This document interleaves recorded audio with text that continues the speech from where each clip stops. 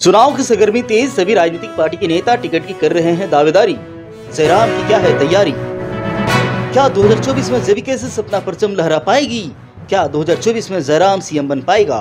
क्या जयराम 2024 में संसद भवन जा पाएगा? सभा में मच रहा है भौकाल, 2024 में क्या करेगा कमाल।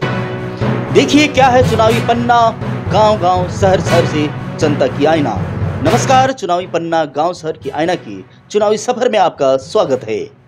हम बात कर रहे हैं झारखंड के बहुचर्चित युवा चेहरा जयराम महतो, जिसे टाइगर जयराम महतो भी कहते हैं। झारखंडी भाषा खत्यान संघर्ष समिति जेबीकेएसएस के केंद्रीय अध्यक्ष हैं। जयराम महतो चर्चा में तब आए जब झारखंडी भाषा संघर्ष समिति के बैनर तले भाषा आंदोलन की शुरुआत हुई थी। भाषा आंदोलन की जरूरत क्यों पड़ी थी? जैसा कि हम सभी जानते हैं, झारखंड आंदोलन के बाद मिला है, जिसकी मांग लगभग 1912 ईस्वी में शुरू हुई, जब पहली बार इसका प्रस्ताव सेंट कोलंबिया कॉलेज हजारीबाग के एक छात्र ने रखा था। उसके बाद काफी संघर्ष के बाद, कई आंदोलन, कई लोगों की शहादत के बाद 2000 को अलग राज्य का दर्जा मिला। इस क्षेत्र में नागपुरी, कुड़माली, संथाली, मुंडारी, खोरठा, खड़िया इत्यादि भाषा बोला जाता है। लेकिन झारखंड की सरकार द्वारा भोजपुरी, मगही वगैरह को लागू कर झारखंडी जनमानस को ठेस पहुंचाया था, जिसके खिलाफ स्थानीय झारखंडी युवा आंदोलन पर उतर आए और वहीं से जयराम महतो चर्चा में आए और अपनी अलग दल बनाया, झारखंडी भाषा खत्यान संघर्ष समिति। बता दूं कि भाषा आंदोलन के बाद 1925 खत्यान के आधार पर स्थानीय नीति, नियोजन नीति की मांग जोर पकड़ा। झारखंड में जगह जगह पर सभा, महासभा, बदलाव संकल्प सभा कर जनता को जागरूक कर रहे हैं। इलेक्टोरल पॉलिटिक्स में आकर झारखंड के लोगों को हक व अधिकार दिलाने की बातों से जनता का विश्वास जीत रहे हैं। सभा में आए जनता जयराम को सीएम के रूप में देखना चाहती है, लेकिन जयराम लोकसभा जाने के लिए 2 सीट जनता से मांग रहे हैं। अब क्या जयराम को 2 सीट जनता देगी, और देगी तो कहां देगी? जेबीकेएसएस में और भी कई युवा नेता चुनाव लड़ने की तैयारी कर रहे हैं। उनका क्या होगा? अपनी राय कमेंट बॉक्स में जरूर लिखें। फिलहाल ऊपर के कुछ सवालों के जवाब के लिए आंकड़े को समझते हैं। इस सभाओं से निकले आखिर आंकड़े क्या बताते हैं? हाल ही आने वाले कुछ महीनों के बाद 2024 में लोकसभा चुनाव है। झारखंड में कुल 14 लोकसभा, 81 विधानसभा है। लोकसभा में 5 से 6 विधानसभा है। तो इस आंकड़े की लोकसभा का पता चलेगा और विधानसभा के आंकड़े से सीएम तक का सफर का पता चलेगा। सूत्रों से मिली जानकारी के अनुसार आइए 14 लोकसभा को क्रमवार समझते हैं। बताया जा रहा है कि नंबर 1 में राजमहल, जिसमें राजमहल लोकसभा क्षेत्र में 6 विधानसभा है और वहां जेबीकेएसएस झारखंडी भाषा खत्यान संघर्ष समिति का संगठन विस्तार की बात करें तो वहां लगभग 1% बताया जा रहा है।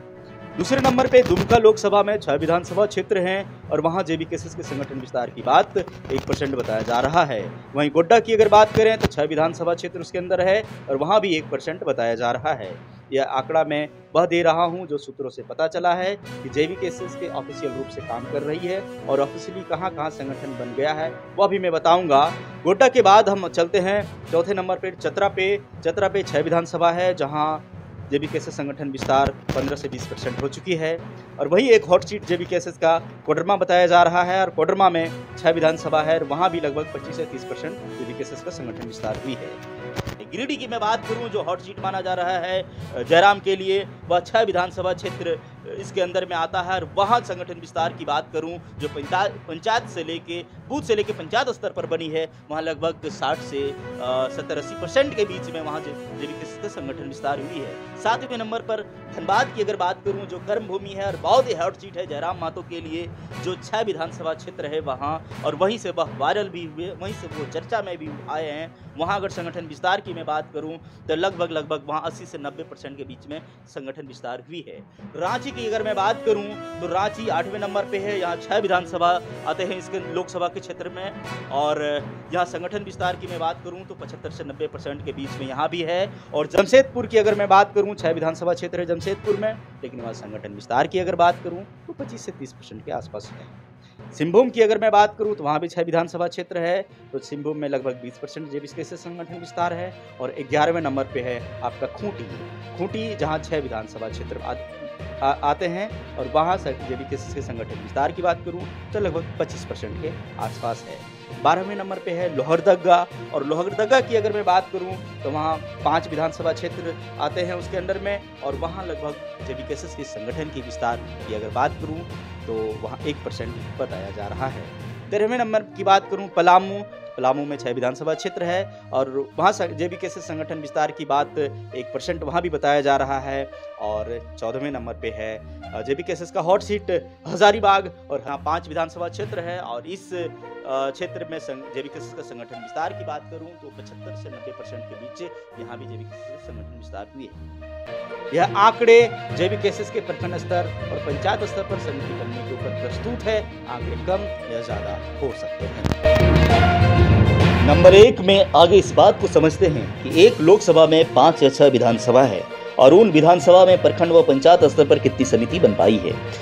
दूसरे नंबर में विधानसभा में जो चुनाव लड़ेंगे वो पंचायत स्तर पर कितना पकड़ रखते हैं और जनता के बीच कितना पहुंच बना पा रहे हैं। नंबर 3, जेबीकेएसएस या जयराम के खतियानी विचार को कुछ लोकसभा के कुछ विधानसभा को छोड़कर बाकी में जनता कैसे जानेगी या कैसे मानेगी। चौथे नंबर में लोकसभा या विधानसभा स्तर पर जयराम को छोड़कर देवेंद्र नाथ महतो या संजय मेहता जैसे युवा लीडर कितना जनता के बीच जनता की समस्या को सुन पा रहे हैं। बहरहाल इतना मैं बता दूं कि जेबीकेएसएस चुनावी मोड़ में है और आंदोलन से इसका नाता टूट चुका है। क्रांतिकारी आंदोलन के बीच में अब नहीं है, राजनीतिक पार्टी की ओर बढ़ चला है। ऐसे वक्त में जनता जेबीकेएसएस के विचारों को मानेगी या झामुमो के या बीजेपी या आजसू या कांग्रेस के विचारों को मानेगी। राजनीतिक में आने के बाद सत्ता में बैठी सरकार निश्चित हो जाती है कि अब चुनाव में जो भी पार्टी आएंगे उनको चुनावी समय में देखेंगे। क्रांतिकारी आंदोलन तो नहीं होगा जिससे सरकार के कार्यों में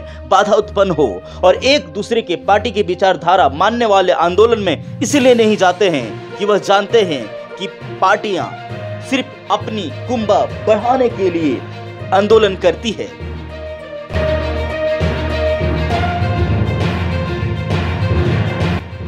जेबीकेएसएस चुनावी घोषणा कर तो दी, लेकिन अब तक जेबीकेएसएस का राजनीतिक सिंबल नहीं मिला है। क्या है अंदर खाने की बात? अगर कोई मोर्चा का सिंबल नहीं मिलता तो निर्दलीय लड़ेंगे, और निर्दलीय लड़ेंगे तो कितने सीटों पर लड़ेंगे। जयराम की अपनी मजबूत दावेदारी और युवा नेता की क्या है तैयारी। चलते चलते इतना बता दूं कि जयराम को सीएम बनने के लिए भी बहुत मेहनत की जरूरत है, और रही लोकसभा की तो आंकड़ों के अनुसार धनबाद, रांची, हजारीबाग, थोड़ा सा गिरिडीह पर नजर डाले तो पता चलता है कि धनबाद से जयराम चुनाव लड़ने की तैयारी में लग रहे हैं। इसके साथ गिरिडीह पर भी नजर बनाए हुए हैं, जहां अभी और मेहनत की जरूरत है, समय कम है और चुनाव जीतने के लिए पंचायत स्तर पर और मजबूती की जरूरत है।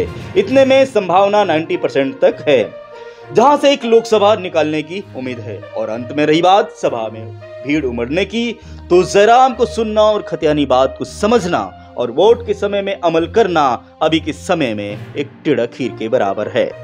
इसके लिए बूथ स्तर से लेकर पंचायत स्तर पर संगठन मजबूती की जरूरत है, तब जाकर जनता की मनोभाव को पढ़कर तुरंत खतियानी अधिकार की याद दिला सके।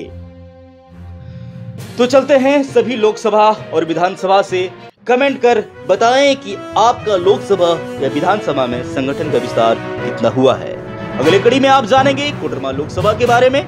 जानकारी के लिए जुड़े रहें आई प्लस के साथ। मिलते हैं, तब तक के लिए जय हिंद, जोहार।